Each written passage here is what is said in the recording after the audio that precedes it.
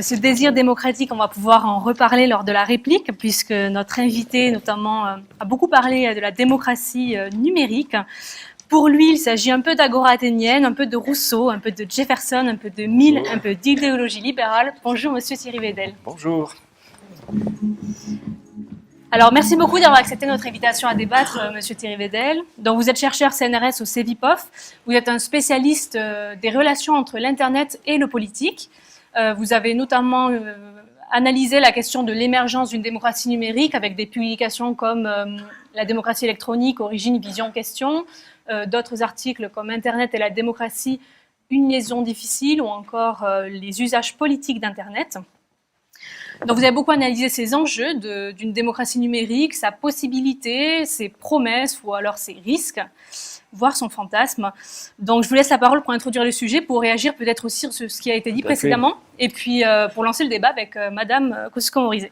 D'abord, je vais commencer par rejoindre Madame la Ministre, parce que je suis d'accord avec beaucoup de des points qu'elle a abordés, et d'abord avec... musique.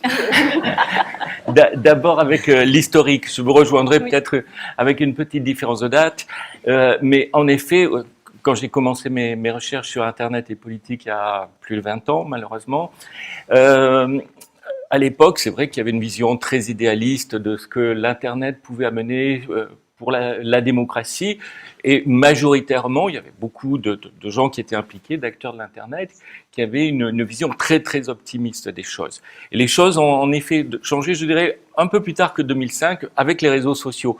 À l'élection de 2007, il y avait encore cette idée que l'Internet pouvait apporter beaucoup de choses à la démocratie, et c'est avec les réseaux sociaux, je crois, qu'on a pris conscience véritablement que, et c'est là que, en effet, on se rejoint tout à fait, on retrouve des choses qui avaient été identifiées il y a très longtemps par un philosophe que j'aime bien, qui s'appelle Jacques Ellul, qui a écrit dans les années 50 sur ce qu'on appelait à l'époque les systèmes techniques et pas encore la technologie. Et Jacques Ellul disait plusieurs choses. Il disait que les systèmes techniques sont ambivalents. Ils peuvent aussi bien apporter le bien et le mal. Et avec l'Internet, on a l'exemple quotidien de ça. C'est en même temps, comme on dirait aujourd'hui. C'est à la fois le bien et le mal. On ne peut pas séparer. Et en même temps, Jacques Ellul rappelait aussi que souvent les systèmes techniques conçus pour apporter des solutions à des problèmes génèrent eux-mêmes de nouveaux problèmes. Donc voilà un petit peu l'idée qu'on retrouve. Alors au départ des recherches sur Internet et politique, vous aviez un courant majoritaire qui en effet voyait l'avènement d'une nouvelle agora électronique. Vous aviez aussi peut-être un courant un peu plus sceptique qui disait rien ne va changer fondamentalement. C'est politique as usual. En fait, c'est juste la forme qui change, mais la structure profonde, les logiques profondes des rapports entre les citoyens et les gouvernements ne vont pas changer. Alors depuis, il y a 10 ou 15 ans de recherche qui, à la fois, nous ont appris beaucoup de choses et en même temps nous ont montré que le monde ne changeait pas si vite qu'on pouvait le penser. Et si vous voulez, aujourd'hui, si à très grand T, je devrais résumer les recherches qui sont multiples et qui ne sont pas tout à fait concordantes, je dirais qu'en gros, il y en a une sorte de consensus sur le fait que l'Internet a changé les formes, qualitativement les formes de l'espace public, c'est-à-dire on ne discute pas de la même façon, on ne se mobilise pas de la même façon. Ça, on le voit tous les jours, on le voit à Hong Kong aujourd'hui, on le voit avec les gilets jaunes. Donc les formes de l'espace public se sont modifiées qualitativement, mais en revanche, l'Internet n'a pas élargi l'espace public. Et ça, moi, c'est quelque chose sur quoi j'insiste beaucoup. C'est-à-dire qu'on a le sentiment que les gens qui sont actifs politiquement sur l'Internet, déjà appartiennent à certaines catégories, et qu'on retrouve les facteurs qui traditionnellement favorisent l'engagement politique. Donc très probablement, c'est évidemment impossible à démontrer, mais c'est des personnes qui à 30 ans ou 40 ans auraient été actives d'autres manières. Aujourd'hui, elles le sont sur l'Internet parce que, évidemment, on utilise les ressources qui sont à notre disposition. Voilà un petit peu, pour résumer à très gros traits, évidemment, on pourra revenir dessus. Sinon, par rapport à votre propos, madame, j'avais envie peut-être d'engager le débat sur deux points. D'abord, un point sur lequel plusieurs fois vous avez fait référence à ça, c'est finalement, je crois que l'Internet nous interroge sur la capacité des États à intervenir sur le monde réel et qu'est-ce qu'aujourd'hui les États peuvent faire. Donc, Aujourd'hui, on a vraiment, je crois, une véritable interrogation. Alors, parfois, on met ça sous l'étiquette souveraineté numérique, hein, c'est-à-dire du fait qu'on a l'impression qu'il y a des entreprises. Alors, elles sont pas tout à fait multinationales, elles sont souvent d'origine américaine, hein, voilà. Et ça, c'est quand même important parce que dans leur gène, dans leur fonctionnement, il y a quand même des ingrédients tout à fait typiques de la culture et de l'économie américaine. Mais donc, qu'est-ce qu'on peut faire contre ces monstres que sont les plateformes? Et c'est quand même, j'ai l'impression que parfois on a démissionné, on a abandonné en France. Nous sommes dans une grande école ici. Moi, je suis à Sciences Po. C'est peu connu parce que ça apparaît pas explicitement, mais notre courrier électronique est géré par Google, c'est du Gmail. C'est quand même assez ahurissant. Alors, on va dire je suis parano, mais depuis Snowden, on a le droit d'être parano parce qu'on sait que être parano, c'est être réaliste. Et donc, vous vous apercevez quand même que c'est une grande école, ou une école où on forme des futurs hauts fonctionnaires, peut-être des ministres, parfois des présidents de la République également, et donc notre courrier électronique de jeunes gens qui parfois sont inconscients sur ce qu'ils échangent est géré par une entreprise américaine qui, on le sait maintenant, doit remettre des données au gouvernement américain pour des impératifs de... Alors c'est vrai que c'est un peu plus compliqué que ça, mais malgré tout. Donc on peut s'interroger sur ça. Mais de façon plus générale, l'année dernière ou il y a 2 ans, j'étais à un colloque de la conférence des présidents d'université. On faisait le point. Presque toutes les universités, pour des raisons économiques, aujourd'hui sont passées sous le giron soit de Google, soit de Microsoft. Voilà, donc j'ai l'impression, voilà. Alors après, c'est compliqué. Qu'est-ce qu'on peut faire et où faut-il agir exactement? Par exemple, est-ce que c'est vraiment nécessaire de faire des lois sur les fake news? Est-ce que c'est sur ça qu'il faut faire porter l'action publique? Ou est-ce qu'il ne faut pas, c'est vrai que je vais dire un gros mot, il n'y a plus de politique industrielle en France depuis de très très nombreuses années, mais malgré tout, on se dit quand même que l'État a peut-être un rôle à jouer pour impulser des initiatives, mobiliser des ressources. J'évoquais le cas du courrier électronique. Est-ce que c'est véritablement impossible d'avoir des opérateurs de courrier électronique nationaux? Est-ce que ça serait vraiment voilà. Est-ce que alors on se pose la question maintenant quand même un petit peu avec le cloud, hein, parce qu'on aperçoit qu'il y a des implications, il y a le cloud out et tout ça. Donc ça c'est ma première interrogation. Ma deuxième interrogation, alors là peut-être elle est plus générale. Vous avez évoqué très justement le fait que le monde numérique peut être modifier, bouleverser notre vision de ce qu'est la politique, de la conception de la démocratie. Et ça, je crois que vous touchez quelque chose de très important. Moi, j'ai le sentiment qu'en fait, l'Internet est important parce que finalement, il réveille de très vieilles questions sur ce que c'est la démocratie, qu'on a un petit peu oublié. Par exemple, qu'est-ce que c'est être un bon ou une bonne citoyenne?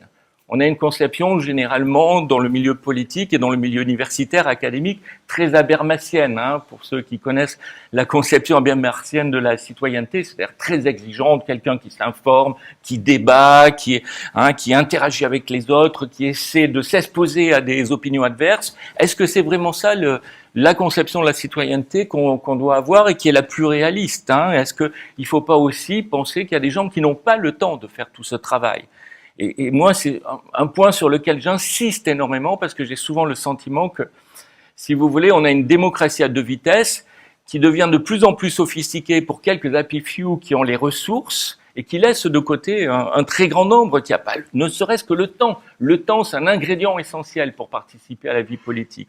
Si vous bossez 8 heures par jour, que vous avez 2 heures de transport, c'est un peu plus compliqué de participer à la vie de la politique, à des débats délibératifs, etc., que si vous êtes prof ou chercheur au CNRS, comme moi. Voilà. Et puis, autre question, que vous avez posée à travers votre intervention, la question des corps intermédiaires. On a l'impression aujourd'hui qu'on n'en a plus besoin. Mais en fait, on voit réapparaître d'autres corps intermédiaires qui nous posent d'énormes problèmes parce que ils sont pas transparents, on ne sait pas les réguler. Ce sont les grandes plateformes. Il y a plus de, on veut plus de médias, mais en fait, nous avons un super média. Google, c'est un média, c'est la définition même d'un média. Il organise, il présente, il trie de l'information comme autrefois les journaux le faisaient. Donc, vous voyez, c'est ce type de questions qu'on doit se poser, je crois, à travers tous les enjeux, tous les défis que pose l'Internet. Alors, on va essayer d'aborder du coup les 3 points. Donc, peut-être d'abord sur la souveraineté des données, sur le premier point de M. Vedel.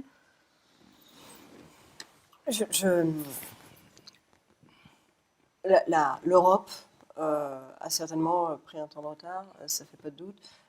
Est-ce que c'est rattrapable? Certainement pas sur tous les fronts. Donc il faudrait réussir à se mettre d'accord sur les priorités. Mais même si on se met d'accord sur les priorités, même si on avance sur à un moment de la messagerie autonome, du cloud européen, il faut aussi se rendre compte que de toute façon, mais je suis sûre qu'on est d'accord, il y a une accélération de la technologie qui est qu'on peut rattraper pour partie des étapes, et c'est encore bien difficile, mais de toute façon, les défis auxquels on est confronté, ils vont être de plus en plus nombreux. Et donc, il faut aussi qu'on se pose la question de savoir, dans l'avenir, quelle est notre priorité, et de s'organiser pour être résilient face à des problèmes qui ne vont que faire se multiplier. Je vous donne 3 exemples, moi parce qu'on a parlé des problèmes en fait que pose le numérique à la démocratie aujourd'hui. La crypto. On a un développement en ce moment, c'est de la crypto tout azimut. On parlait, la promesse du numérique au début, c'est la promesse d'un monde ouvert. Enfin, avec la crypto, on va vers un monde qui se referme et qui segmente. Un deuxième exemple, que je vois moi très inquiétant, ce qu'on appelle les deepfakes. On parle des fake news. Les fake news, c'est quand vous avez un article qui raconte une salade, c'est pas vrai. Bon. Le deepfake, c'est quand vous avez, par exemple, une vidéo qui est falsifiée d'une telle manière que c'est en fait indétectable. Mais c'est indétectable, y compris techniquement.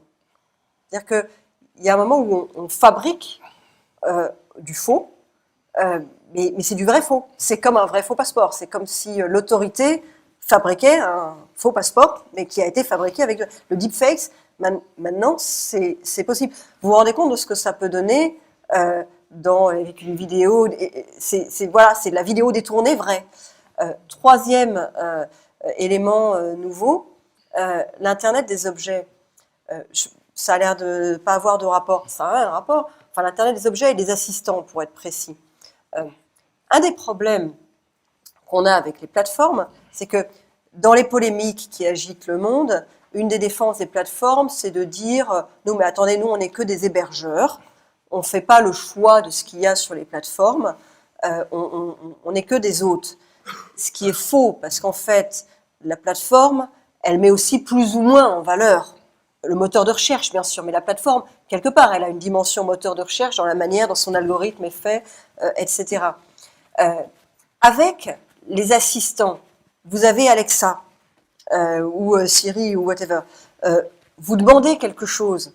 Si vous le faites sur Google, vous avez une liste de propositions qui sortent. La liste, elle est déjà orientée. Il y a des trucs qui sortent en un, des trucs qui sortent tout en bas, mais au moins, vous avez une liste. Vous pouvez parcourir la liste. Avec l'assistant, vous ne parcourez pas la liste. Vous allez demander un morceau de jazz, mais c'est l'assistant qui va choisir quel morceau de jazz il vous sort. Ce que je veux dire, c'est qu'un des problèmes, à travers ces 3 sujets, la crypto, les deepfakes et les assistants automatiques, vous voyez qu'on a des nouveaux problèmes qui émergent. On a déjà plein de questions à régler et finalement, tous les jours, il y a quelque chose de nouveau qui arrive. Donc oui, on a sans doute du rattrapage à faire, mais on a surtout à regarder vers l'avenir, à anticiper et puis à s'organiser pour être un petit peu résilient. Un des sujets qu'on n'a pas évoqué, c'est la question de l'éducation numérique. Alors, c'est pas facile parce qu'évidemment, l'éducation numérique, on résout pas les problèmes d'aujourd'hui. On se prépare à être plus actif, plus réactif, plus vis-à-vis des problèmes de demain. Mais il faudrait quand même pouvoir en parler, et en parler peut-être un petit peu au-delà de ce qui est proposé aujourd'hui dans le système scolaire, qui est quand même assez minimal. Au passage, d'ailleurs, il y a un des problèmes. Un des problèmes, c'est que, encore, il y a des choses qui sont proposées dans le système scolaire. Il y a des études qui montrent que, très curieusement, les publics les plus sensibles aux fake news ne sont pas les jeunes.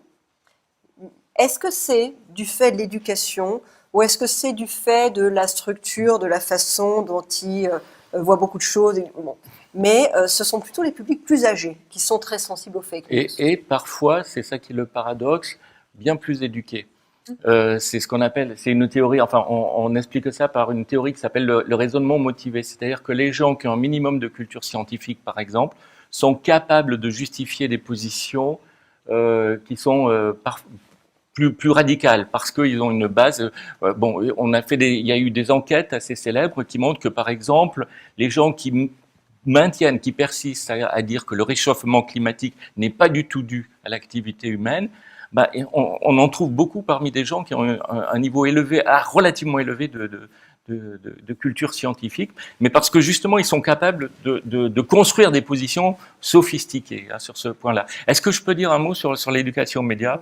Et pour rejoindre, non, parce que c'est vrai, c'est un sujet qu'on aborde depuis très longtemps. Alors, il y a éducation aux médias qui est plutôt l'idée de comment on apprend à utiliser des ressources informationnelles. Et puis, à une époque, on parlait de l'éducation digitale qui était plus centrée, elle, sur l'utilisation des outils. Mais bon, on peut faire la fusion des deux. Moi, j'ai peut-être une position un petit peu hétérodoxe sur le sujet, parce que j'ai l'impression que l'éducation aux médias, telle qu'on l'a pratiquée depuis 20 ans en France, a fait le lit des fake news. C'est-à-dire que très souvent, elle a alimenté le relativisme chez beaucoup de jeunes gens. C'est-à-dire, typiquement, ce qu'on montrait dans des classes d'éducation média, c'est qu'il n'y avait pas de vérité absolue, qu'on prenait des journaux différents, des médias, et on leur disait, regardez, sur le même événement, il y a des points de vue différents. Donc, on dit, en gros, il n'y a pas de réalité objective, voilà, il n'y a que des points de vue sur la réalité. Ce qui est à la fois vrai et un petit peu plus compliqué probablement, voilà, surtout quand on est scientifique. Mais en gros, il y a rien que du construit social, voilà. Et ça, c'est quelque chose qu'on trouve beaucoup chez les jeunes générations. C'est-à-dire, il n'y a pas de vérité absolue. Et alors, à partir de là, on a fait le lit d'une certaine façon de fake news parce que vous êtes prêt à accepter tout point de vue un peu contraire à la doxa. Vous dites ah ouais, pourquoi pas, il faut peut-être. Et puis souvent les gens vous disent, pour justifier ceux qui croient dans les théories du complot et tout ça, ils ont toujours une explication par il y a des intérêts derrière, vous comprenez, les médias appartiennent à eux, voilà. Donc je crois que il faut véritablement que peut-être qu'on réfléchisse à nouveau sur la façon dont on doit, par exemple, réhabiliter la culture scientifique dans notre pays. Le fait que la science, c'est pas un point de vue sur la réalité. Je pense qu'ici, beaucoup de gens seront d'accord avec moi, j'espère, à l'école normale supérieure, mais la science, c'est une connaissance construite avec des protocoles, Alors, des méthodes, etc. Sur l'expression lit des fake news, est-ce que vous rejoignez M. Vedel ou Sur l'expression? Oui, mais aussi sur le fond qu'il y a derrière. Est-ce que vous êtes d'accord avec sa position hétérodoxe sur... Il y a plusieurs positions. Je vais vous dire. Sur la position que la culture... Que l'éducation média a plutôt alimenté le relativisme plus qu'elle nous a appris à développer notre esprit critique. Ça m'inspire deux réflexions. Oui. La première, c'est que moi, ce que j'ai vu de l'éducation numérique, enfin ce que j'en vois en ce moment, parce que, donc, comme je disais, je travaille aux États-Unis, j'ai 2 enfants. Ce que j'ai vu de l'éducation numérique, j'ai trouvé ça pas mal. Et parce que ça commençait en fait par faire la différence entre une pub et une info. Ce que je trouve intéressant. Mais en effet, on n'était pas dans la gradation d'info. Mais au moins, on faisait la différence entre la pub et l'info. Et on apprenait à rechercher, c'était pas juste... on apprenait à rechercher et à comprendre si on était dans la pub ou dans l'info. Donc on était dans une logique d'enquête sur est-ce que le système est en train d'essayer de me pousser un produit ou est-ce que le système me donne juste accès à un contenu informatif. Dans le sens de ce que vous dites, une des choses qui est gênante sur Internet, sur lesquelles les plateformes ont essayé de proposer, mais qui fonctionnent moyennement, c'est la mise à plat d'informations qui n'ont pas le même niveau. Si on y réfléchit, aujourd'hui, vous allez dans un supermarché, à côté de la caisse, vous avez des bonbons et des tabloïds.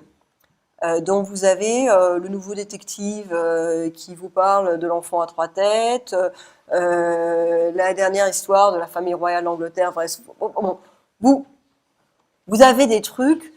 Voilà, les infos que vous voyez là, à côté de la caisse et des bonbons, grosso modo, vous ne les mettez pas sur le même niveau que ce que vous allez lire dans un journal de la grande presse. En fait, quand vous allumez Internet, c'est pas pareil, c'est tout au même niveau. Alors les algorithmes, enfin les plateformes ont identifié le problème et ont essayé d'y répondre avec des outils qui, moi, je trouve, sont très très imparfaits, qui sont, par exemple, le petit, vous le voyez sur certains contenus, il me semble Google, le petit rond I, ça veut dire information, entre guillemets, autorisée. Sachant qu'en plus, il peut y avoir un débat sur ce que c'est qu'un contenu Absolument. autorisé ou pas un contenu autorisé. Mais c'est vrai que la mise à plat de tous les contenus est un problème qui a été identifié par les plateformes et qui n'a pas du tout été résolu. D'une part, et alors, il y a l'autre aspect aussi qui me semble très très important aussi, c'est pourquoi nous aimons croire aux fausses nouvelles. Parce que, en fait, si ça marche, c'est parce que on adore croire aux fausses nouvelles et qu'il y a des clients, il y a des consommateurs de fausses nouvelles. Et là, on tombe finalement. Alors, je crois que dans cette école aujourd'hui, il y a un département qui étudie beaucoup, que de psychologie cognitive, les neurosciences, etc. Le département des études cognitives. Voilà, et qui avec des études tout à fait intéressantes, qui montrent un peu, qui s'interrogent aussi sur le fait que sur les biais cognitifs qu'on connaît bien, mais aussi sur notre appétence pour les nouvelles, les mauvaises nouvelles ou les fausses nouvelles et tout ça, parce que finalement, et ça c'est quelque chose qu'on connaît depuis pas mal de temps en sciences politiques, finalement il ne faut pas croire que l'information, c'est ça qui va former nos opinions. En général, nous avons déjà une structure d'opinion préétablie et on va chercher des informations qui très souvent vont conforter notre point de vue. Et notre recherche essentielle, c'est pas d'essayer de s'exposer à la différence, sauf peut-être de façon accidentelle, et ça, peut-être les plateformes permettent cette exposition accidentelle, mais généralement, on va chercher de l'information, on la sélectionne. Il y a des processus très puissants d'exposition sélective qui font qu'on veut alimenter notre point de vue, on veut le conforter, on veut éviter la dissonance cognitive. Et donc, finalement, c'est ça qui fait que, je crois qu'il faut expliquer le phénomène des fausses nouvelles. C'est d'abord des gens qui veulent pas croire à quelque chose et puis ensuite qui vont chercher les aliments, les ingrédients. Et c'est pas parce qu'il y a de fausses nouvelles qu'ils vont croire. On voit. Alors attendez, il faut que je me trompe pas dans la formule. C'est on voit ce qu'on croit et non pas on croit ce qu'on voit. Une réaction à Voilà. Nathalie Kosciusko-Morizet. Non, On aime les je suis fausses assez- nouvelles, vraiment? Ah mais attendez, c'est ce que je disais tout à l'heure. L'âme humaine a des propensions.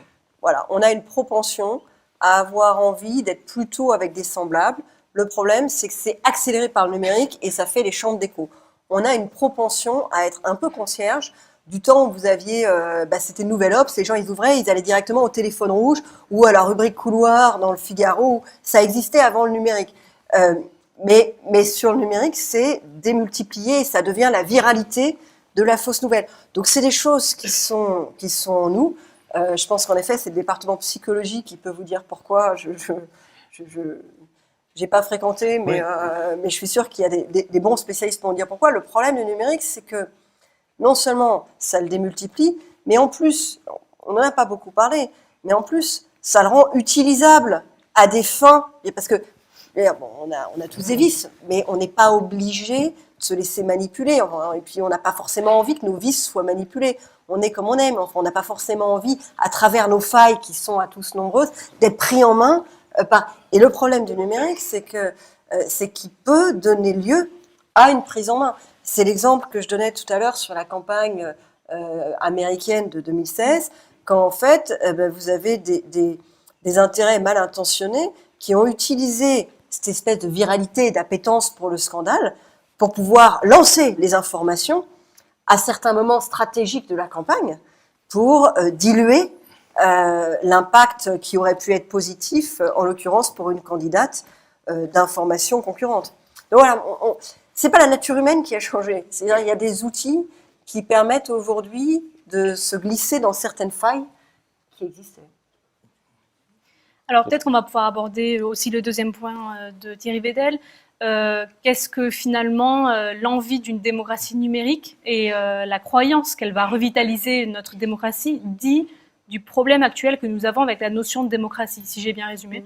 Oui, en gros, toutes les difficultés qu'on a avec l'Internet soulèvent de vieux problèmes, Exactement. qui sont des problèmes traditionnels de la démocratie et qui se posaient bien avant de l'Internet. Et donc, je mentionnais le fait, la définition de la bonne citoyenneté, hein, le rôle des corps intermédiaires, qu'est-ce que c'est le rôle du débat dans une démocratie, par exemple, hein, parce qu'on a l'impression qu'avec l'Internet, le débat est dilaté, mais un débat, c'est aussi prendre une décision au bout dans une démocratie. C'est pas juste échanger des idées. Vous voyez, donc qu'est-ce que c'est bien débattre? Et j'ajouterais aussi un autre point qui me paraît que l'Internet fait bien apparaître et qui est un vrai problème aujourd'hui pour le devenir des systèmes démocratiques, qui est les contradictions que nous avons, que nous portons chacun d'entre nous. C'est-à-dire qu'on est à la fois citoyen, animé par des grandes valeurs républicaines, de transparence, et puis en même temps on est consommateur.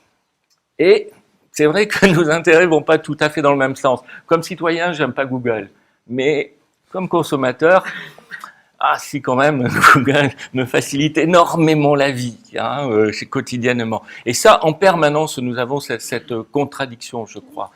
Et on le voit aussi dans l'écologie, un domaine que vous connaissez bien. C'est-à-dire, on a de grands principes, voilà. Et puis en tant que consommateur, on choisit peut-être des solutions qui ne sont pas forcément écologistes, quoi.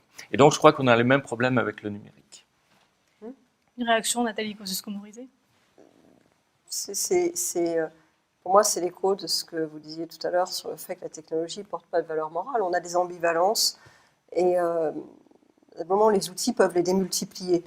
Le numérique démultiplie fortement certaines de nos ambivalences. Sur la question des cookies, par exemple, et de la vie privée, c'est très clair. On n'aime pas être fliqué. Absolument.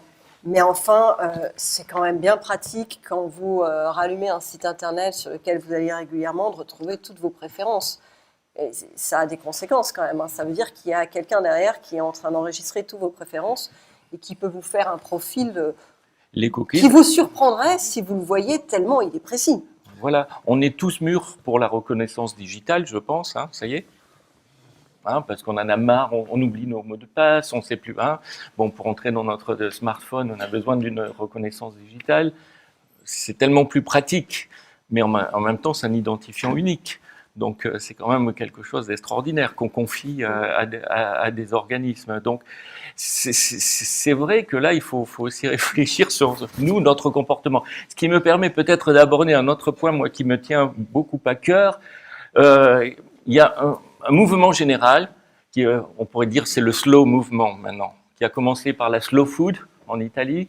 Vous connaissez peut-être ce mouvement, l'idée qu'il ne faut pas manger n'importe quoi, qu'il faut peut-être manger moins, mais les bons ingrédients, des choses locales, et puis aussi que le repas, c'est un aspect convivial. Donc, revenir à des sortes de basiques de la nourriture. Et maintenant, finalement, on s'aperçoit que cette tendance slow, on peut l'appliquer à plein d'autres domaines, notamment le domaine informationnel. Est-ce qu'on a besoin de cette profusion d'informations? Est-ce qu'on ne peut pas un peu baisser la cadence, désactiver nos notifications qui sont incessantes? Est-ce qu'on a besoin de toute cette information? Est-ce que ça encombre pas finalement notre vision du monde? Est-ce que ça nous permet d'avoir une meilleure connaissance de la réalité? Est-ce que ça ne nous empêche pas d'avoir de meilleures relations avec nos proches? C'est des questionnements basiques. Mais sur lequel progressivement on revient.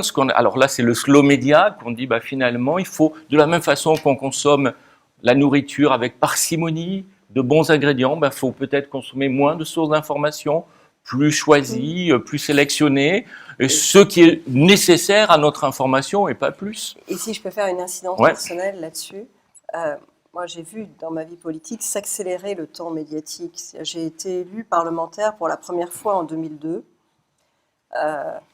Et à l'époque, c'était avant, enfin, ça fait un peu vieux qu'on dit ça, mais c'était avant les réseaux sociaux.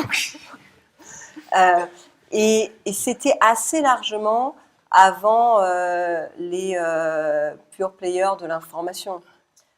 Et donc, il y avait... et avant les chaînes d'info continue. Oui, les chaînes d'info continue. Ouais. Donc, il y avait une grande news dans la journée, et puis éventuellement, il y avait des sujets rebonds le jour d'après. Donc, il y avait le temps de construire quelque chose. Et en fait, en 15 ans de vie parlementaire, j'ai vu s'accélérer le rythme. bientôt une news tous les jours. À la fin, franchement, c'était même plus part de mes journées. C'est-à-dire que tous les 2 heures, il y avait un nouveau truc sur BFM. Et ça a un impact, évidemment, sur le téléspectateur. Vous savez, ça a un impact terrible sur l'acteur. Celui qui est de l'autre côté de la caméra, celui qui regarde jamais la télé parce qu'il est tout le temps dedans. Mais parce que il faut nourrir le Moloch. Absolument. Mais il y a un moment où vous retrouvez. Le risque, c'est de se retrouver à remplacer le travail par l'activité. C'est pas la même chose de. Enfin, vous êtes tous post-études ici, vous avez fait plein d'études. Travailler et être actif, c'est pas la même chose du tout. En fait, quelque part, travailler, ça suppose une prise de distance, un ralentissement, parfois un peu de vagabondage. En fait, c'est un mouvement de l'esprit qui est plus lent que celui de la simple activité, ou quand on est en train de remplir un tableau Excel ou de débiter un truc à toute vitesse. Et l'accélération du temps médiatique a eu un effet, moi je pense, délétère sur la qualité de travail, de la densité en quelque sorte, de ce qui pouvait être produit de l'autre côté. Tout à fait. Je vous rejoins, c'est accélération, alors même qu'ils n'ont pas forcément, enfin que le temps médiatique s'accélère, alors même qu'il n'y a pas la matière suffisante. Et très justement, vous disiez, il faut alimenter, il faut alimenter. Qui fréquente un petit peu les chaînes d'information continue, le voit quotidiennement. Autrefois, on appelait, quand la télévision c'était un tube cathodique, on appelait ça un tube. Et j'ai l'impression que la télé, c'est resté un tube, c'est-à-dire un espèce de tuyau. Il faut en permanence mettre des choses dedans. Il faut trouver des trucs et des choses comme ça. Donc on rediffuse, on trouve des sujets, on refait le truc, même si on n'a pas d'infos nouvelles. Vous avez ce sentiment-là. Plus le fait que non seulement la fréquence accélère, mais aussi les canaux. Vous avez de plus en on est un pays assez extraordinaire puisqu'on a 4 chaînes d'information continues, presque autant que les... Et ça nous ramène à la question des chambres d'écho, parce qu'en fait, il y a un effet très paradoxal, c'est-à-dire que la démultiplication des canaux, normalement, ça veut dire qu'il y a plus d'infos et plus de choix, mais en fait, il y a moins de choix, parce que le type qui a envie d'être toute sa journée sur Equidia ou sur Chasse et Pêche, il passe toute la journée sur Equidia ou sur Chasse et Pêche et il ne va rien voir d'autre, alors que dans le fond, quand il y avait que...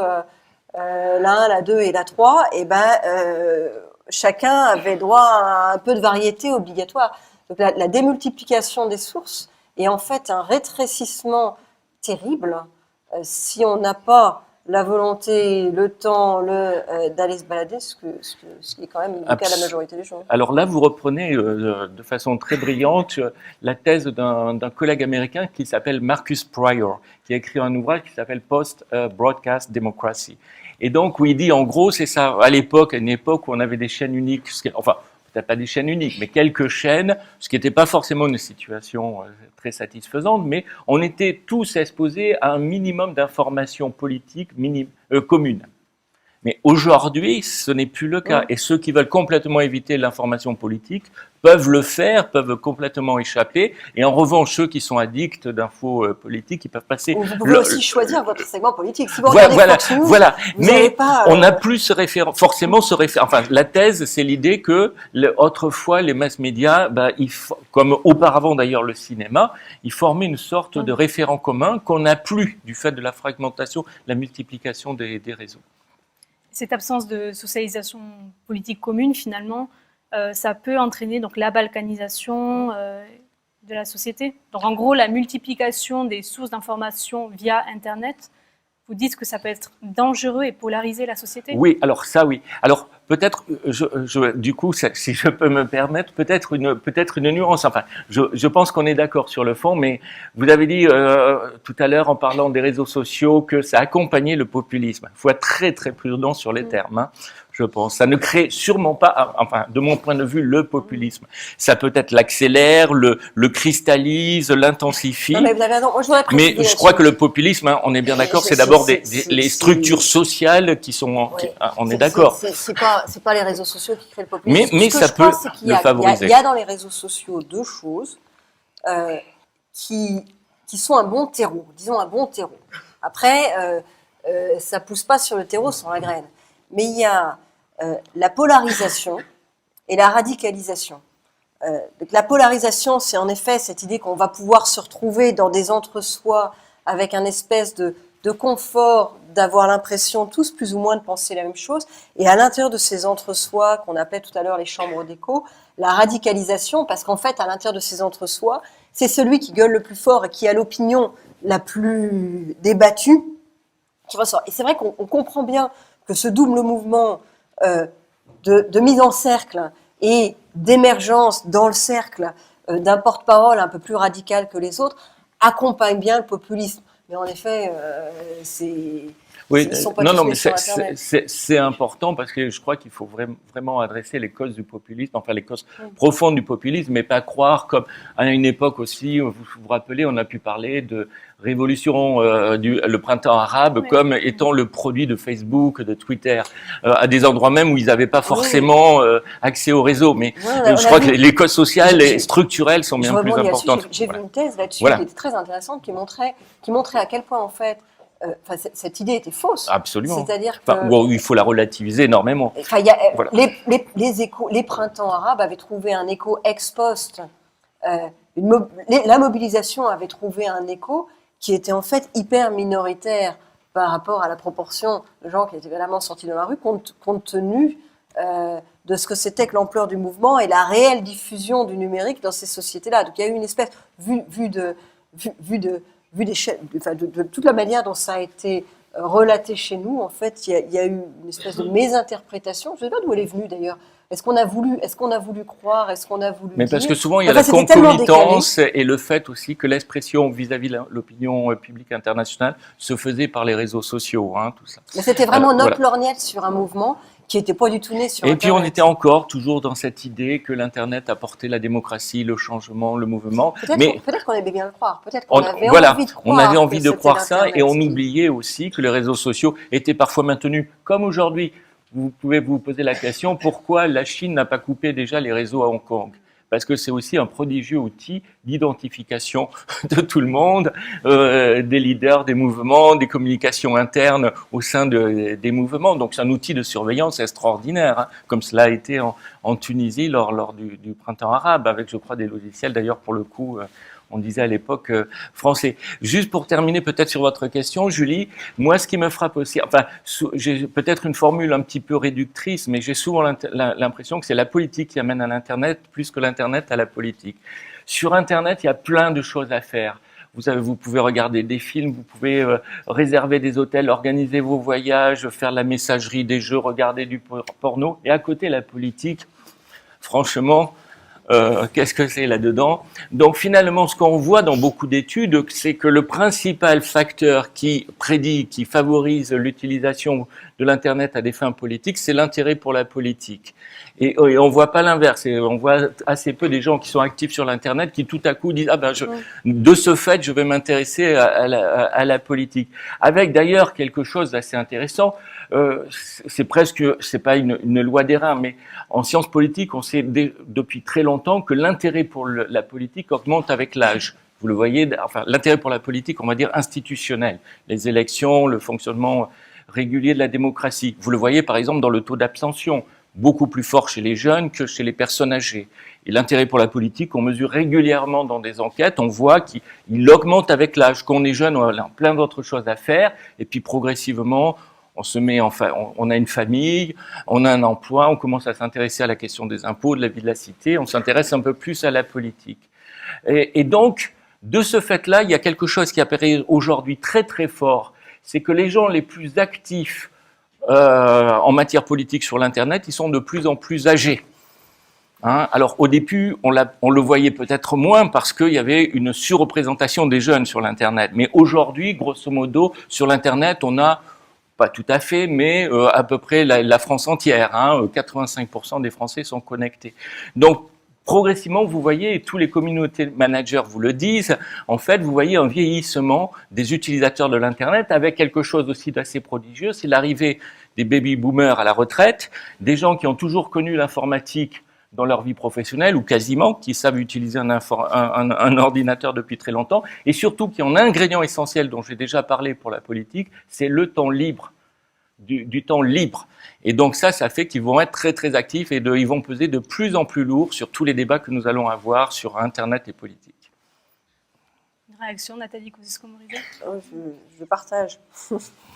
Et les réseaux sociaux, ce ne serait pas un moyen d'intégrer finalement les jeunes à la politique, comme tout le monde le pense et comme on pense? C'est un peu la promesse d'Internet, en fait, d'intégrer les jeunes.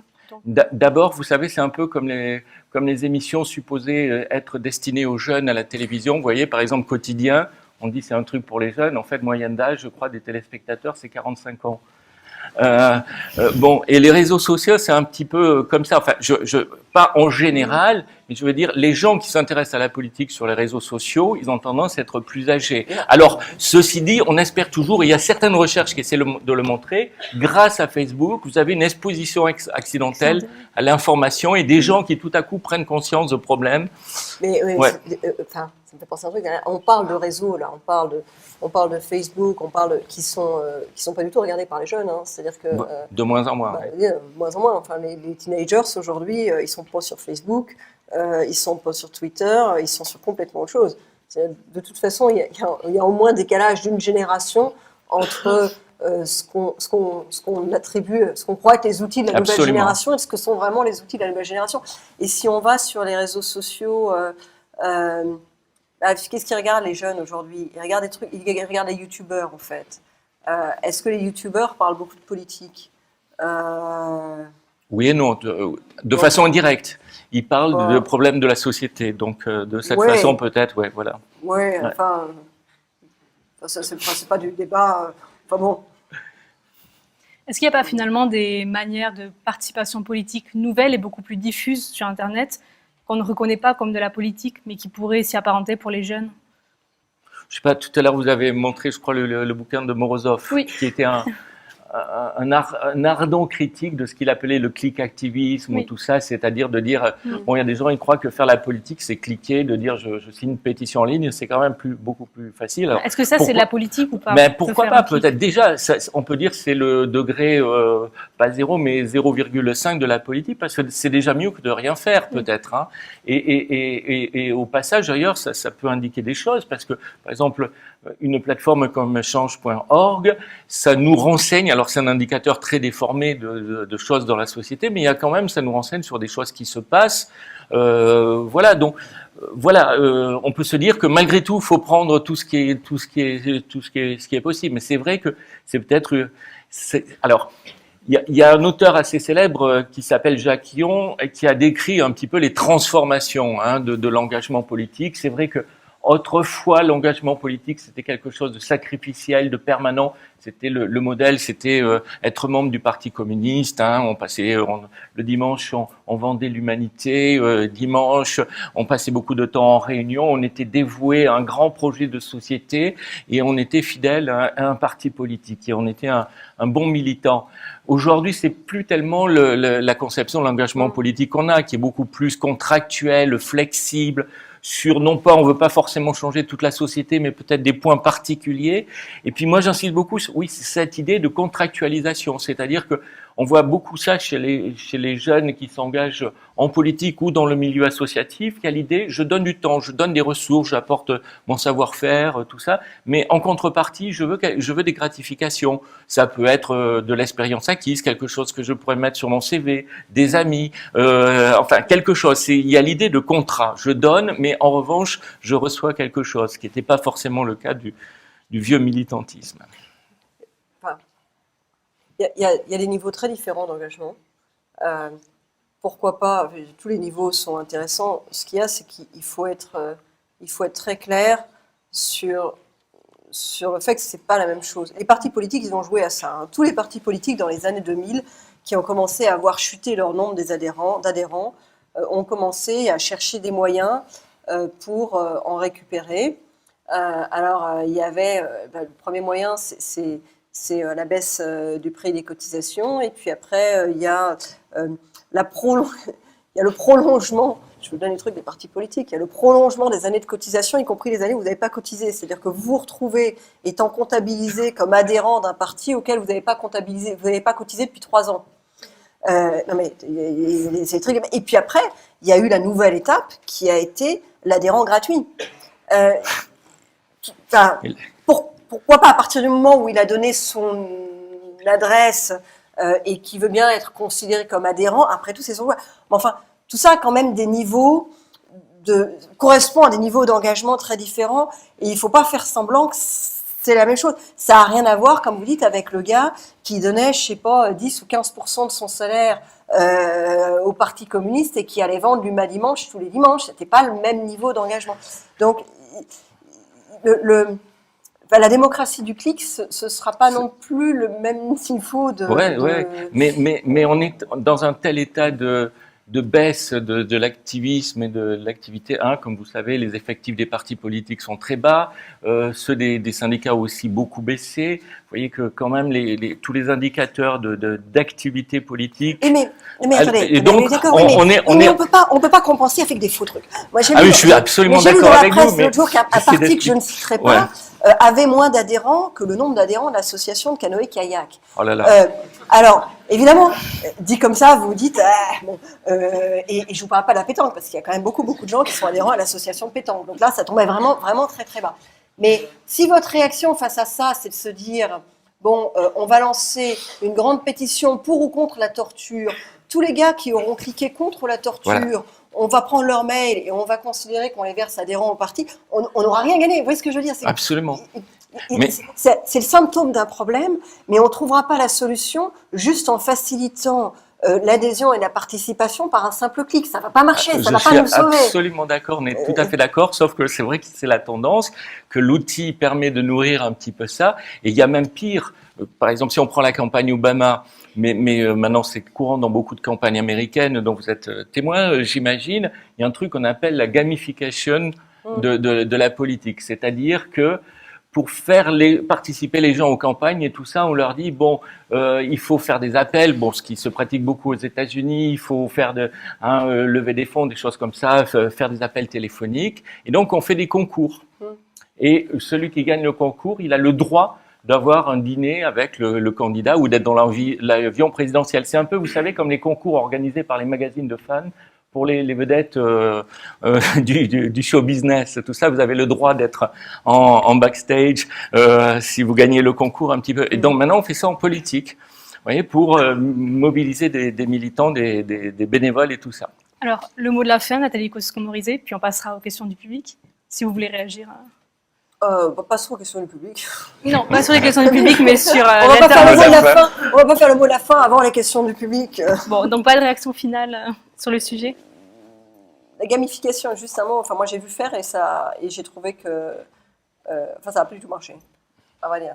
J'ai vu faire dans les campagnes en fait. Ça, je ne vais pas citer les campagnes, mais enfin tout le monde trouvera les campagnes auxquelles j'ai pu participer. Les trucs où il y avait les badges, vous aviez bronze, machin, etc. En effet, soi-disant, il y avait. Et alors, je sais pas l'émulation, si c'est. Ouais. Et ben, je sais pas si c'est parce qu'en France, je sais pas si c'était mal fait ou si c'est pas dans l'esprit français. Mais ça avait été un bit, mais alors absolument énorme à l'époque. Je le dis pour tous ceux qui seraient tentés de lancer quelque chose sur cette base-là. Probablement. Ça dépend de la récompense, peut-être. Moi, je pense, mais attendez, c'est de la sociologie, mais alors pour le coup, pour avoir travaillé un peu, quand j'étais au ministère, je travaillais sur la question du serious gaming. Voilà. Et moi, je crois qu'il y a derrière le serious gaming quelque chose de très culturel. Et autant vous avez des schémas genre d'entertainment qui se transfèrent bien d'une culture à l'autre, autant le serious gaming qui fait appel à la question de la gratification. Qu'est-ce qui me gratifie? Et c'est très culturel. Et ce qui nous gratifie, nous, Français, dans notre culture, n'est probablement pas la même chose que ce qui gratifie d'autres. Et par exemple, des Américains, dans leur culture, en tout cas, la simple transposition de ce que j'ai vu sur la gamification politique, ça marchait que dalle. Merci beaucoup pour ce débat et cette réplique très intéressante. Alors, nous aussi, on a nos outils numériques pour faire parler le plus grand nombre. Donc, on a une plateforme en ligne où les internautes peuvent poser leurs questions et voter pour... alors, elle n'est pas affichée là, mais elle est en ligne. Et voter pour les questions qu'ils préfèrent. Donc, je vais vous poser les 2 questions les plus populaires. Et puis après, on prendra les questions de la salle. Et Monsieur Vedel, vous pouvez réagir également aux questions en ligne. Alors, si l'on admet que les algorithmes peuvent optimiser totalement les relations sociales, qui est l'un des objectifs du numérique, quel peut être alors le rôle du politique? Donc, rapidement. Je m'en fous. Moi, je ne crois pas du tout que les algorithmes puissent optimiser quoi que ce soit des relations sociales. C'est l'axiome de départ de la question. Donc, vous n'êtes pas d'accord avec le postulat?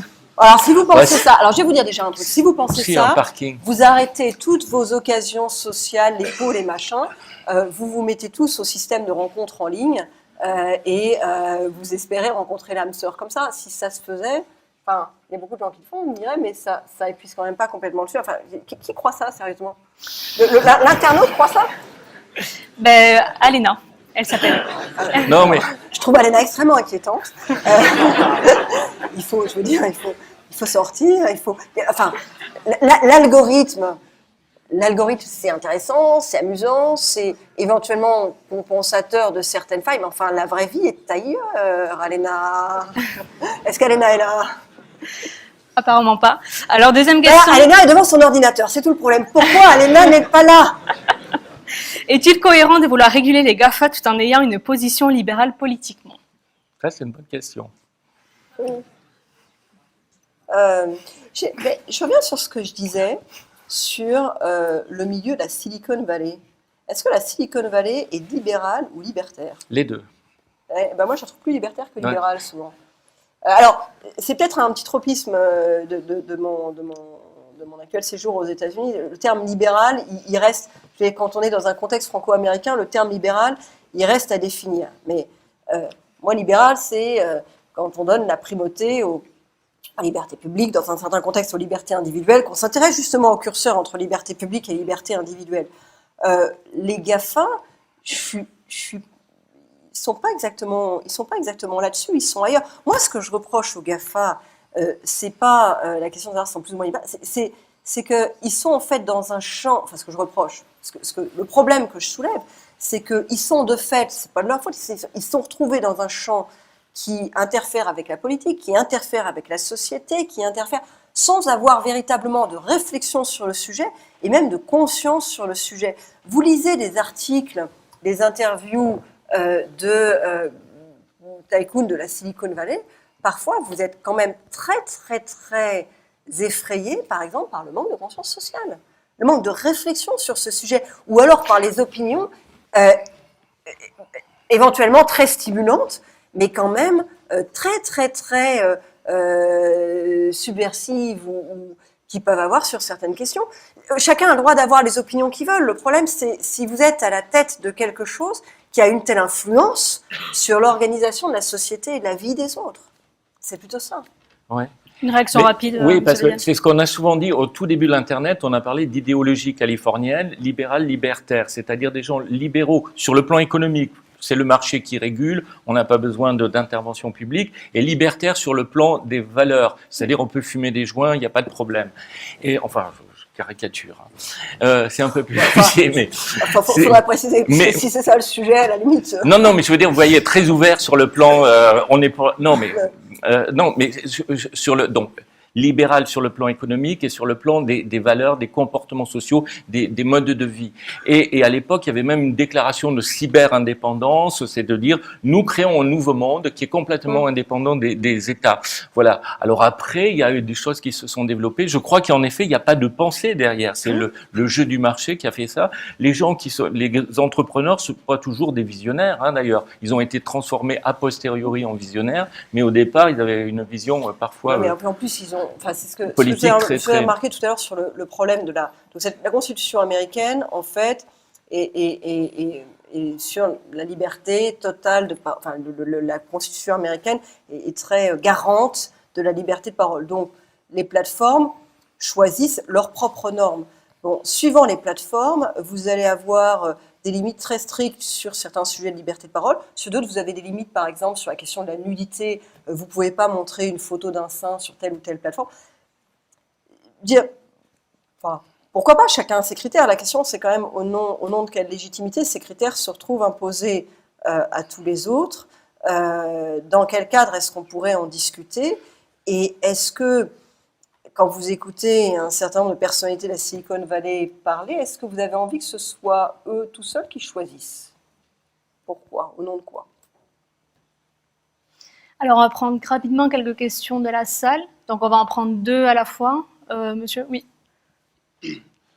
Bonjour, bonsoir Jean-Roger. Madame la ministre, je suis très heureux de vous revoir à Paris, ça fait grand plaisir.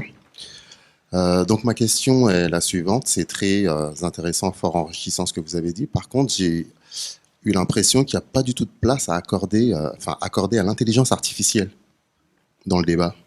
Et je souhaiterais savoir ce que vous en pensiez en ce sens. La deuxième question, comme ça on en prend le plus possible. Bonjour, je vous remercie pour vos interventions. J'avais une question, on a beaucoup parlé de l'aspect du citoyen, donc de la personne, et notamment de l'influence des plateformes sur les personnes, sur nous les citoyens. J'aimerais vous poser une question type un peu dans la veine un peu sociologique qu'on a abordée ce soir. Dans quelle mesure est-ce que ces plateformes érodent la souveraineté de l'État ? Nathalie Kosciusko-Morizet, puis Monsieur Vedel, vous pourrez également réagir aux deux questions. Alors, sur l'intelligence artificielle, non, c'est vrai, on n'en a pas du tout parlé. On aurait pu parce qu'il y a plein de connexions avec les sujets qu'on a évoqués. Par exemple, vous avez aujourd'hui un travail qui est fait, je crois que c'est chez Facebook, ils sont en train, ils utilisent ils recherchent des outils d'intelligence artificielle qui permettront de repérer plus vite à travers des critères comme la viralité, le partage par qui et selon quel canal, de repérer plus vite des contenus potentiellement douteux qui seront après soumis au fact-checker, qui seront après éventuellement passés dans la moulinette du dispositif que je décrivais, qui permet non pas de les censurer, mais de leur associer des contenus équivalents de la même nature. Un autre exemple, un sujet qu'on n'a pas évoqué, mais qui est important malheureusement actuel, l'utilisation de l'intelligence artificielle dans la lutte contre le djihadisme. On parlait des chambres d'écho. Une des chambres d'écho possibles, c'est une chambre d'écho de radicalisation de cet ordre-là. Une des initiatives intéressantes qui a été menée, ça a été d'essayer d'identifier quels étaient les mots-clés qui étaient utilisés par des personnes qui étaient en cours de radicalisation et qui, à travers des mots-clés, recherchaient, et ça s'est fait avec Jigsaw sur YouTube de mémoire, qui, à travers des mots-clés, recherchaient des contenus et se débrouillaient pour associer à ces mots-clés des contenus qui n'étaient pas des contenus frontaux, mais qui étaient des contenus qui allaient pouvoir permettre éventuellement d'accompagner ces personnes sur un chemin de réflexion différent. Et derrière tout ça, vous avez aussi des dispositifs d'intelligence artificielle, parce qu'évidemment, en fait, c'est en démultipliant l'analyse de données et puis en faisant du machine learning que vous trouvez les choses les plus fines et les plus ciblées. Donc oui, en fait, on aurait pu en parler, mais c'est vrai qu'on a sur l'intelligence artificielle, Monsieur Vedel. Moi, je ne suis pas très compétent, mais ça me fait toujours penser, il y a un truc qu'on ne connaît pas beaucoup en France qui s'appelle l'Amazon Mechanical Turk. Je ne sais pas si vous savez ce que c'est. C'est une plateforme sur laquelle on peut trouver des gens sous-payés qui font des tâches ingrates, genre repérer dans un ticket de caisse si la personne a bien acheté le truc pour lequel elle demande une réduction. Et donc ça c'est basé sur le principe que des humains mal payés sont bien plus efficaces qu'une machine très très efficace. Voilà. Et c'est Amazon qui fait ça, comme Amazon instrumente des humains pour vous permettre d'avoir votre clé USB dans les 6 heures après la commande. Hein. Voilà. Et sinon, si je peux tenter de lier intelligence artificielle et puis érosion du lien social, carrément, les deux questions. Il y a moi quelque chose qui me frappe, parce que l'intelligence artificielle est ce que vous évoquez, c'est-à-dire toutes les démarches prédictives dans lesquelles on arrive, c'est-à-dire que on travaille, on analyse sur toutes les données qu'on a accumulées, et on fait des programmes de plus en plus complexes qui nous permettent de prédire des comportements, des risques, des choses comme ça. Et ça me paraît extrêmement dangereux dans le sens où ça va mettre en cause tous les principes de solidarité, de mutualisation dans notre société. On le voit déjà dans la santé. On commence à pouvoir prédire, en fonction de votre histoire personnelle, en fonction de modèles qu'on fait, exactement vos chances ou vos risques de développer telle ou telle pathologie. À partir de là, vous n'avez plus aucune raison d'adhérer à la sécurité sociale en fonction de ce que vous savez, puisqu'on vous prédit à l'avance ce qui va vous arriver. Sur la deuxième question, Nathalie Kosciusko-Morizet. Bon, c'est une autre conférence. Oui.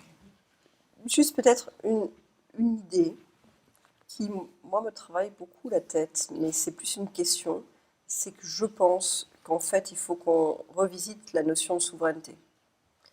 Et quand on y réfléchit, enfin, peut-être qu'il est juste grand temps. La notion de souveraineté, à travers les âges, elle a évolué, en fait. Il y a eu des époques où on était en tribu, et c'était pas forcément très territorial. C'était une tribu. Et puis, c'est devenu territorial. Et puis, c'est devenu un État. Ce que je veux dire, c'est que la souveraineté, elle trouve des incarnations successives en fonction des époques. Est-ce qu'on peut imaginer, est-ce que la souveraineté à l'ère contemporaine et numérique, elle a les mêmes formes que par le passé? Bah, probablement pas. Je veux dire, il ne faut pas mener des combats d'arrière-garde non plus. Il faut trouver, si on veut avoir une chance de gagner, on a plutôt intérêt à se porter au-devant du truc et à essayer de mener des combats d'avant-garde. C'est quoi la souveraineté dans le coup d'après? Et quelle est la place d'ailleurs? Quelles en sont les limites exactes? Et est-ce qu'il n'y a pas une bordure qui est celle de l'influence? Je pose la question, je vous pose la question, mais je suis certaine que c'est une équation qu'on ne peut pas résoudre juste avec les inconnus du système d'équation d'avant. Ça ne va pas marcher en fait, parce que les frontières et tout ça dans le monde numérique. D'autres questions de la salle? Oui, ben, on va prendre ces deux-là. Bon, vas-y, celle-là. Après, revenir sur le sujet de la cryptographie, vous aviez évoqué qu'elle segmentait les communications, et je trouvais ça un peu simplifié comme vision, parce que c'est aussi ce qui nous permet de sécuriser tout ce qui est stocké en ligne, le cloud pour lequel vous travaillez à Capgemini, etc. Enfin, ça a aussi beaucoup d'attrait pour s'assurer que ces données ne soient pas accessibles à n'importe qui. Est-ce que vous pourriez un peu plus argumenter votre point de vue et le détailler? Alors, pour être très clair, j'en vends de la crypto. Je veux dire, je ne faisais pas une critique systématique de la crypto qui serait très mal placée compte tenu de mes activités. La crypto, c'est un des moyens aujourd'hui dans la cybersécurité. C'est un des moyens de sécuriser vos données c'est pas l'arme ultime, disons. C'est pas le silver bullet, comme ils disent en anglais, mais c'est un des moyens qui est sur la table et qui est très utilisé, qui est de plus en plus utilisé. Ce que je soulignais, c'est que on a eu la multiplication des plateformes, on a eu la multiplication des messageries, avec la multiplication des dispositifs de crypto, vous rempilez des systèmes qui sont des systèmes qui peuvent aboutir à une segmentation. Ça ne veut pas dire que c'est mal ou que c'est bien en soi, hein. C'est suivant la façon dont vous l'utilisez. Si vous l'utilisez pour pouvoir, dans le cadre de votre politique de cybersécurité, garantir l'intégrité de vos données et donner la clé seulement aux personnes qui en ont besoin, c'est sûr que c'est un outil formidable. Mais enfin, ça rajoute à la complexité de tout ce que je décrivais tout à l'heure comme étant les spécificités du monde du numérique et de leur interférence avec la démocratie. C'est un outil. Si vous aviez, on n'aurait pas besoin de crypto s'il y avait personne pour aller être indiscret et vouloir regarder à l'intérieur de vos données ce qui s'y passe. Donc c'est comme le reste, c'est un outil pour le bien ou pour le mal. C'est un outil que vous pouvez utiliser pour le meilleur, mais qui peut être bien détourné aussi. Ça rejoint votre position, Monsieur Vedel, peut-être? Oui, enfin moi je suis pas du tout compétent sur la cryptographie. Non, mais votre position sur Internet. Non, mais alors derrière, il y a oui. des débats. Non, par ailleurs, derrière, alors, il y a des débats importants oui. sur la question de savoir si vous laissez une porte ouverte pour les États. Si vous cryptez en fait de manière parfaite et totale, ou si vous laissez une porte ouverte, et si vous laissez une porte ouverte, à qui vous donnez la clé. Et c'est un débat, j'avoue, moi, c'est un débat que je trouve extrêmement compliqué. J'y avais participé comme politique à l'époque où je travaillais sur ces questions-là sous l'angle politique, et c'est un débat qui est très compliqué, parce que si vous ne mettez pas de backdoor, il y a un moment où c'est extrêmement frustrant, parce que vous vous retrouvez avec des gens très mal intentionnés qui utilisent des échanges cryptés.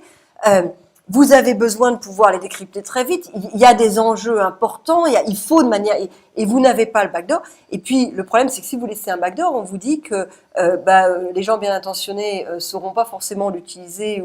Mais en revanche, vous aurez toujours des gens mal intentionnés pour eux pouvoir trouver le backdoor. Donc c'est des sujets d'une très grande complexité. Je crois qu'on retombe simplement sur le problème que vous souleviez tout à l'heure, qui est que la technologie, ni celle-là, ni aucune autre, n'a de dimension morale. La question, Voilà, c'est un peu ce avec qu'on en un fait. élément de contexte qui joue beaucoup sur toutes les régulations sur l'Internet, qui est évidemment et malheureusement le terrorisme. Hein, ça justifiait ou ça favorisait des législations beaucoup plus restrictives, par exemple dans l'accès à l'information en France. Voilà, bon, et j'imagine c'est aussi une des raisons qu'on avance pour dire il faut permettre d'accéder à certains messages parce que non. Si, exactement ça, voilà. avec toujours une difficulté qui est, moi, laquelle je me suis souvent heurtée. Moi, quand j'étais députée, j'étais membre de la commission des lois, qui est la commission qui travaille sur la question des libertés publiques. Et vous tombez assez régulièrement sur l'argument mais de toute façon, ceux qui n'ont rien à se reprocher, qu'est-ce que ça peut leur faire? Vous voyez ce que je veux dire? Et qui est un argument très mauvais. Très, très, très mauvais. Moi, je trouve que quand à la fin d'un débat sur les libertés publiques, on se retrouve dans une situation dans laquelle on est en train de discuter d'une restriction de liberté, et vous avez une partie de l'Assemblée qui dit écoutez, de toute façon, ceux qui n'ont rien à se reprocher, ce sera pas un problème pour eux. Je trouve qu'on est en train de tangenter la ligne rouge. Parce que justement, le principe des libertés publiques, c'est de garantir par principe un espace de liberté et de ne pas rentrer dans cette espèce... Chacun a droit à ses secrets. Hein, et cet argument-là, il est déjà, en fait, un tout petit peu moisi. On l'entendait souvent sur les questions de la crypto et des backdoors. Ça ne résout pas le problème. Mais ce que je veux dire, c'est que ce ne sont pas des sujets simples. Mais on l'entend. Il ne faut pas être dans un monde dans lequel c'est transparent pour tout le monde, parce que puisqu'on est tous bien et formidables, on n'a rien à cacher, et donc il n'y aura que les méchants terroristes qui finalement souffriront du manque de liberté publique. En fait, ça ne marche pas comme ça. Ça ne marche pas comme ça, mais c'est quelque chose depuis le début. Moi, j'ai toujours eu beaucoup de difficultés à expliquer aux jeunes gens et aux étudiants en particulier pourquoi c'était important de protéger la vie privée. Beaucoup d'étudiants qui, en effet, et au début des réseaux sociaux, alors Facebook a beaucoup fait d'ailleurs pour la promotion de la vie privée en montrant certains individus qui disaient être malades et qui étaient en vacances. Alors les jeunes ont commencé à se méfier à partir d'un certain moment grâce à Facebook. Mais il y a quand même quelque chose dans la jeune génération qui est présent, qui est de dire on s'en fout. De toute façon, qu'est-ce qu'on va faire de ces trucs? C'est pas dangereux et tout ça. Et on a toujours beaucoup de difficultés à trouver de bons arguments pour dire si c'est dangereux. Voilà. Moi, le seul argument il y a un bouquin qui est sorti, un roman, qui montre c'est quelqu'un qui peut lire dans vos pensées. Et à partir du moment où vous pouvez lire dans les pensées de l'autre, la vie sociale est impossible. Vous ne pouvez plus avoir des relations avec les autres parce que le pauvre homme, il faisait l'amour avec sa compagne qui était en train de penser est-ce que j'ai vraiment lancé la machine à laver? Vous savez ce qu'on dit. On a tous une vie publique, une vie privée, voilà. Une vie secrète. Alors, une dernière question de salle. Bon, vas-y, oui. Ma question s'adresse à Madame la Ministre et se veut assez spécifique. Vous avez parlé de haine et de violence et vous avez aussi dit que la violence est la manifestation de la lutte. Alors qu'est-ce que la haine et en quoi est-ce que le transfert d'un sentiment négatif à un autre est important? Bien sûr inscrit dans le contexte. Dans le contexte de la conférence d'aujourd'hui. Ouais, c'est un très beau sujet. C'est vrai que j'aurais être plus spécifique. En fait, je faisais référence à cet article que moi j'avais trouvé absolument passionnant de Baudrillard sur cette idée qu'il y a de la violence dans la société. Et le terme violence est un terme qui est vaste. C'est qu'on ne voit pas forcément de la violence physique. C'est l'expression exacerbée de conflits. Et le fait d'assumer le fait qu'il y a des conflits. C'est-à-dire, ça peut trouver une expression physique, mais ce n'est pas forcément une expression physique. Il peut y avoir un conflit violent, il peut y avoir un désaccord violent, il peut y avoir... Tout n'est pas forcément feutré dans la société. Ce n'est pas un monde de bisounours. De fait, il y a des intérêts qui s'affrontent. Et c'est comme ça. Et quelque part, c'est pas un drame. Et d'une certaine manière, c'est bien parce qu'il vaut mieux quand il y a des intérêts qui sont profondément divergents, il vaut mieux qu'on les voit, il vaut mieux qu'on puisse en parler, il vaut mieux qu'à un moment, ça se retrouve pas forcément dans la rue et derrière la barricade, mais il vaut mieux qu'à un moment, sur un plateau de télé, il y ait des gens qui s'engueulent et qui s'engueulent vraiment pour se dire, on n'est pas d'accord, vous êtes les oppresseurs, on est les opprimés, ça va pas se passer comme ça. Il y a un moment où, en fait, il faut que ces choses-là se passent et se disent, parce que d'une certaine manière, c'est la marque d'une société vivante. Et ce qui m'avait frappé dans cet article de Baudrillard, c'est qu'il disait, dans un monde dans lequel ça se passe derrière les écrans, cette expression-là, dont on peut avoir peur, parce qu'en fait, c'est des moments de tension, on a tendance à l'écraser, à l'effacer, et comme on l'efface, il n'y a plus, la tension ne trouve plus à s'exprimer, et elle se transforme en sentiment. La violence, c'est pas un sentiment. La violence, c'est l'expression d'une tension. Mais le sentiment, et le sentiment, quand il est la part de négatif de la violence, c'est la haine. C'est moi, tout seul, derrière mon écran, qui m'énerve parce que je trouve qu'un tel est un salaud et que je n'ai aucun espace pour lui dire autrement que de m'énerver seul derrière mon écran. Et ce que disait Baudrillard, c'est qu'en fait, ça avait l'air, en apparence, c'était mieux, parce qu'il n'y avait pas cette violence, cet énervement, cet affrontement, cette bataille, ces machins, ces gens qui s'engueulaient. Donc en apparence, c'était mieux, c'était plus policé, mais en fait, c'était extrêmement dangereux, parce que c'était un monde de frustration, d'amertume, et potentiellement, un jour, d'autres formes d'explosion beaucoup plus brutales. Ça me fait penser à ce que disent souvent les politiques, pas seulement les politiques d'ailleurs, qui se plaignent et tout de la violence des échanges qui existent sur Twitter. Alors d'abord, on n'est pas obligé d'être sur Twitter et on peut quand même faire de la politique. Ça reste possible parce que c'est quand même un réseau qui touche très très très peu de monde. Hein. C'est quand même le microcosme qui, les politiciens qui parlent aux journalistes, qui parlent aux politiciens. Et quelques citoyens très actifs et très militants. Et puis l'autre chose, en fait, c'est quand même, ça existait dans la tête des gens, toutes ces idées-là. Donc ça révèle, c'est un révélateur formidable d'idées, de pensées que beaucoup de citoyens avaient, mais que jusque-là, dont finalement les politiques étaient immunisés en quelque sorte, puisqu'ils pensaient qu'on les aimait. Merci beaucoup, Monsieur Thierry Vedel. Il était naïf. Merci beaucoup Nathalie Kosciusko-Morizet. C'est la fin de cette conférence, malheureusement, déjà. Alors,